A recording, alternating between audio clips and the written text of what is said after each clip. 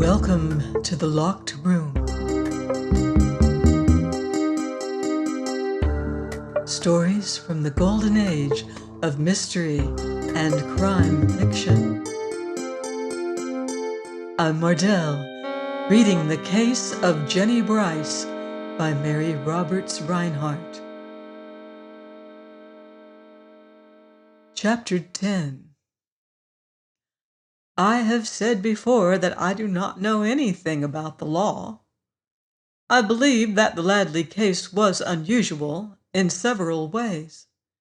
Mr. Ladley had once been well known in New York among the people who frequent the theaters, and Jennie Brice was even better known.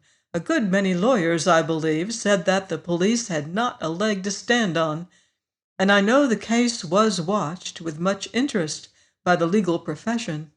People wrote letters to the newspapers protesting against Mr. Ladley being held, and I believe that the district attorney, in taking him before the grand jury, hardly hoped to make a case. But he did, to his own surprise, I fancy, and the trial was set for May. But in the meantime, many curious things happened. In the first place, the week following Mr. Ladley's arrest, my house was filled up with 8 or 10 members of a company from the Gaiety Theater, very cheerful and jolly and well-behaved. 3 men, I think, and the rest girls. One of the men was named Bellows, John Bellows, and it turned out that he had known Jennie Brice very well. From the moment he learned that, Mr. Holcomb hardly left him. He walked to the theater with him, and waited to walk home again. He took him out to restaurants and for long streetcar rides in the mornings, and on the last night of their stay, Saturday, they got gloriously drunk together. Mr. Holcomb, no doubt in his character of Ladley, and came reeling in at 3 in the morning singing. Mr. Holcomb was very sick the next day, but by Monday he was all right, and he called me into the room. "We've got him, Mrs. Pittman," he said, looking mottled but cheerful. "As sure as God made little fishes, we've got him." That was all he would say, however. It seemed he was going to New York and might be gone for a month. "I've no family," he said, "and enough money to keep me. If I find my relaxation in hunting down criminals, it's a harmless and cheap amusement, and it's my own business." He went away that night, and I must admit I missed him. I rented the parlor bedroom the next day to a schoolteacher, and I found the periscope affair very handy. I could see just how much gas she used, and although the notice on the door forbids cooking and washing in rooms, I found she was doing both, making coffee and boiling an egg in the morning, and rubbing out stockings and handkerchiefs in her wash bowl. I'd much rather have men as boarders than women. The women are always lighting alcohol lamps on the bureau and wanting the bed turned into a cozy corner so they can see their gentlemen friends in their rooms. Well, with Mr. Holcomb gone and Mr. Reynolds busy all day and half the night, getting out the summer silks and preparing for Remnant Day, and with Mr. Ladley in jail and Lida out of the city, for I saw in the papers that she was not well, and her mother had taken her to Bermuda, I had a good bit of time on my hands, and so I got in the habit of thinking things over and trying to draw conclusions, as I had seen Mr. Holcomb do. I would sit down and write things out as they had happened and study them over, and especially I worried over how we could have found a slip of paper in Mr. Ladley's room with a list, almost exact, of the things we had discovered there. I used to read it over: rope, knife, shoe, towel, horn, and get more and more bewildered. Horn might have been a town, or it might not have been. There was such a town, according to Mr. Graves, but apparently he had made nothing of it. Was it a town that was meant?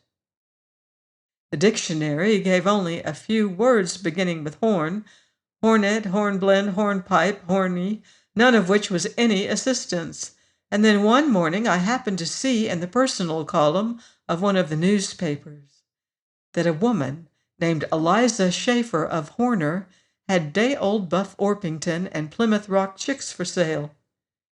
And it started me to puzzling again. Perhaps it had been Horner, and possibly this very Eliza Schaefer. I suppose my lack of experience was in my favor, for, after all, Eliza Schaefer is a common enough name, and the horn might have stood for Hornswoggle for all I knew. The story of a man who thought of what he would do if he were a horse came back to me, and for an hour or so I tried to think I was Jennie Brice trying to get away and hide from my rascal of a husband. But I made no headway. I would never have gone to Horner or to any small town if I had wanted to hide. I think I should have gone around the corner and taken a room in my own neighborhood, or have lost myself in some large city. It was that same day that, since I did not go to Horner, Horner came to me. The bell rang about 3 o'clock, and I answered it myself. For with times hard and only 2 or 3 roomers all winter, I had not had a servant, except Terry to do odd jobs, for some months. There stood a fresh-faced young girl, with a covered basket in her hand. "Are you Mrs. Pittman?" she asked. "I don't need anything today," I said, trying to shut the door. And at that moment something in the basket cheeped. Young women selling poultry are not common in our neighborhood. "What have you there?" I asked more agreeably. "Chicks, day-old chicks, but I'm not trying to sell you any. May I come in?" It was dawning on me then that perhaps this was Eliza Schaefer. I led her back to the dining room, with Peter sniffing at the basket.